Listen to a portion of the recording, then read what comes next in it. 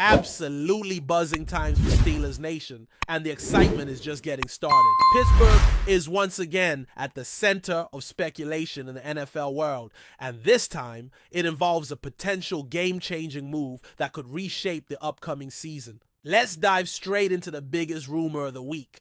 A notable veteran quarterback seems to be inching closer to a deal with the Pittsburgh Steelers.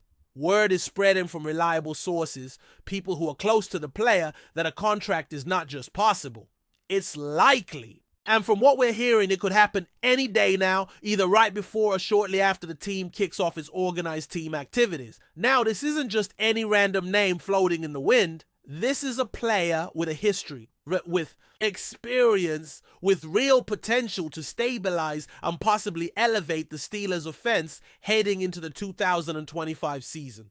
The connection between this quarterback and a key coach in the league, someone who's worked with him for years, is making this entire narrative even more compelling. That coach has publicly shared admiration for the player, highlighting not just his football IQ, but also his locker room presence and resilience. It makes perfect sense that the Steelers would be interested in someone who's not just a good fit on the field, but off the field too. From the tone and the confidence in those close to the situation, it's becoming increasingly hard to believe that this player won't be suiting up in black and gold this year. There's talk that he's been in discreet communication with the organization, letting them know that he's committed to playing, but currently dealing with personal matters that might delay his appearance at the minicamp. According to someone who's followed his career closely, even written about him, those issues are expected to be under control by the end of May, which would open the door for him to join the team in full force just as the offseason ramps up. Looking ahead to the team's schedule, the Steelers kick off organized team activities next week on Tuesday the 27th of May. While it's not yet confirmed if the quarterback will be there from day one, the hope is that he will participate in a significant portion of the sessions. This would give him the chance to get used to the pace, understand the receiver's route running tendencies, and start building chemistry with the offensive unit. These early days are vital, especially considering he's never worked with the current offensive coordinator before.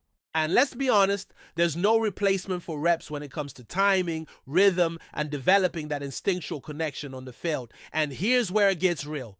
These OTAs aren't just walkthroughs. Helmets go on, and while they're not hitting full speed yet, the offense gets to line up against the defense in structured scrimmage formats. That's real football. That's where chemistry is built.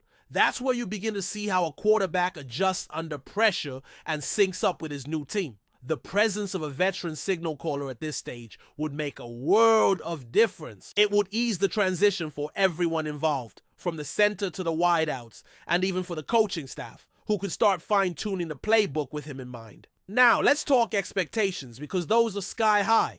No one's out here predicting a Super Bowl parade just yet. But there is growing confidence that with the right quarterback in place, this team can absolutely aim for 11 wins and a solid run in the playoffs. Remember, last season they went 10-7, and they did that with a carousel at the quarterback position. This roster has improved since then. The defense is still a powerhouse, and the offense, while not elite yet, is showing signs of serious potential. So imagine what could happen if they plug in a quarterback who is, at the very least, a competent starter, and ideally, a reliable playmaker. This brings us to the real talk. If the Steelers manage to land this quarterback, and if he performs up to even a fraction of his past potential, the path to double-digit wins becomes not just realistic, it becomes expected. And the odds of advancing past the first round of the playoffs, much better than in previous years. The Steelers have had solid squads in recent seasons, but the quarterback play has consistently held them back when it mattered most. Getting someone in who knows how to manage a game, avoid turnovers, and make the big throws when needed would be a massive upgrade. Of course, not everyone's on board just yet. There are still some voices out there, including a former Steelers backup quarterback, who argue that the guy currently in the building may have a leg up simply because he knows the system better. He's been around, he's taken the reps, he understands the offensive scheme that's being installed. On the surface, that argument makes some sense. Familiarity matters, especially early on. But let's not get carried away. Just because someone knows the playbook doesn't mean they're better equipped to lead the team when the bullets start flying. To be blunt, the idea that this current backup should start over a proven veteran, assuming the Steelers do bring him in, is borderline laughable. Even if the coaching staff respects the backup's understanding of the system, they are not going to open up a full-blown quarterback competition when they sign a big-name veteran. It just doesn't work like that. At best, the backup could hope to stay ready in case of injury or an unexpected dip in performance. But the starting job?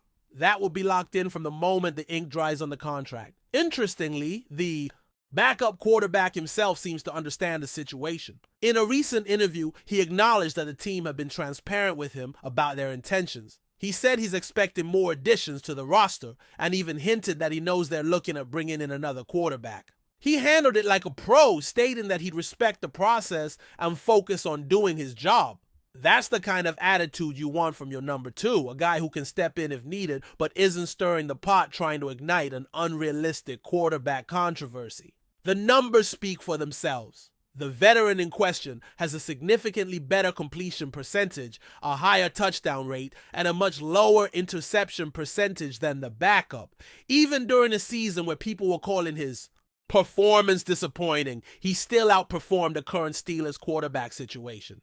That's why in reality, this isn't going to be a competition. It's going to be a coronation if he signs. Now, stepping away from the quarterback chatter for a moment, there's another conversation swirling in Steelers Nation. This one focused on leadership and decision-making at the top. Some fans have been pointing fingers at team owner Art Rooney II, suggesting that he's letting head coach Mike Tomlin control too much of the football operation. But let's slow that down a bit and look at the facts. Rooney has consistently trusted his football people to make football decisions. He doesn't meddle like other owners around the league. He's no Jerry Jones. He's not trying to run the draft or call plays. He lets his general manager and his coach do their jobs.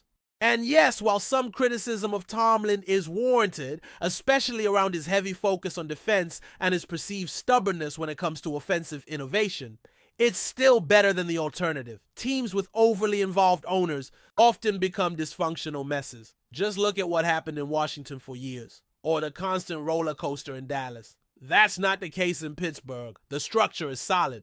The issue is more about execution and talent development than about hierarchy. Rooney's approach is to provide stability. Tomlin and general manager Omar Khan are the ones making the calls. And even if you don't agree with every decision they make, you've got to respect the consistency. And credit where it's due.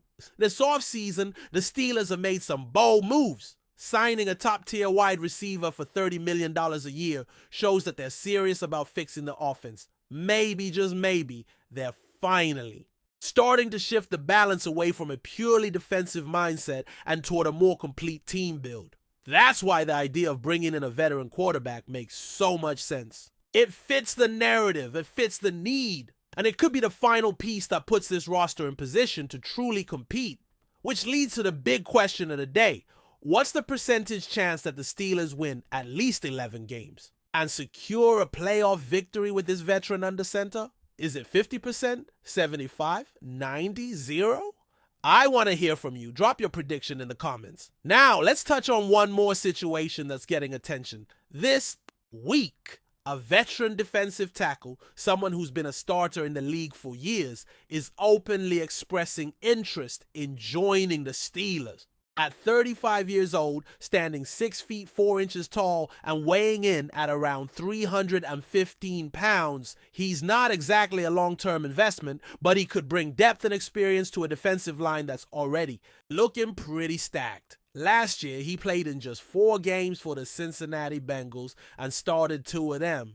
Obviously, that raises some questions about his physical condition and whether he still has enough left in the tank to contribute meaningfully. But from what he's saying publicly, he's motivated. He wants to be part of a defense-first team. He respects the Steelers organization, and he's willing to fight for a spot, even if it means accepting a veteran minimum contract. With guys like Cam Hayward, Keanu Benton, and DeMarvin Leal already in the mix, not to mention young talents like Logan Lee and additions like Dean Lowry and Daniel Archibong, the depth chart is already pretty competitive. Still, bringing in someone like Lawrence Guy could be a low-risk, potentially high-reward move. If he shows up to camp in shape and earns his reps, he might push younger players and improve the overall rotation. And if not, The contract is minimal.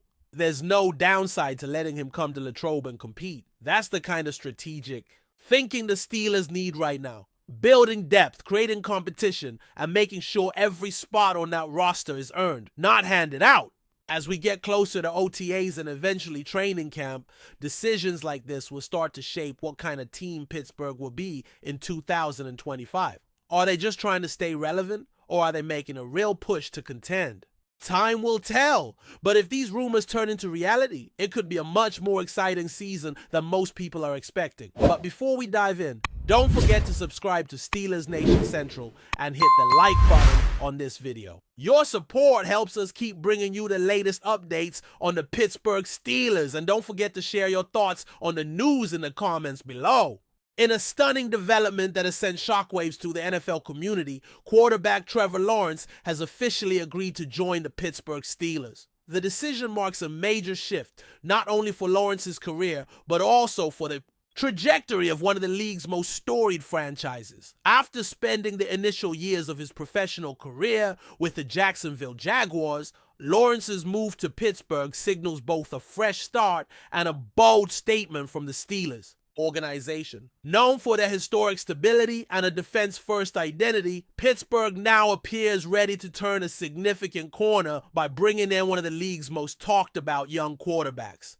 Lawrence, who was the #1 overall pick in the 2021 NFL Draft, arrived in the league with sky-high expectations following a stellar college career at Clemson. Though his tenure in Jacksonville had its moments of promise, it was also marked by inconsistency and organizational turbulence. His transition to the Steelers could offer the environment he needs to fully realize his potential. Sources close to the negotiations revealed that Lawrence was attracted by Pittsburgh's culture, the leadership of head coach Mike Tomlin, and the franchise's commitment to building a competitive offense around him. For the Steelers, the acquisition of Lawrence addresses a pressing need for stability and star power under center, especially following the post-Roethlisberger era. The city of Pittsburgh has already erupted in excitement, with fans flooding social media to welcome Lawrence to the Steel City. Expectations are sky high and the pressure will be immense, but Lawrence seems ready for the challenge.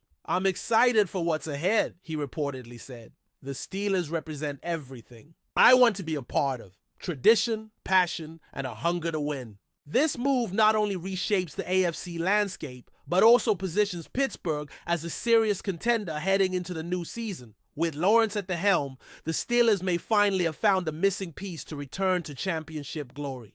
That's it for this update. If you enjoyed the video and want to keep receiving exclusive news about the Pittsburgh Steelers, make sure to subscribe to Steelers Nation Central and give this video a like. We always look forward to hearing your comments and opinions. See you in the next video.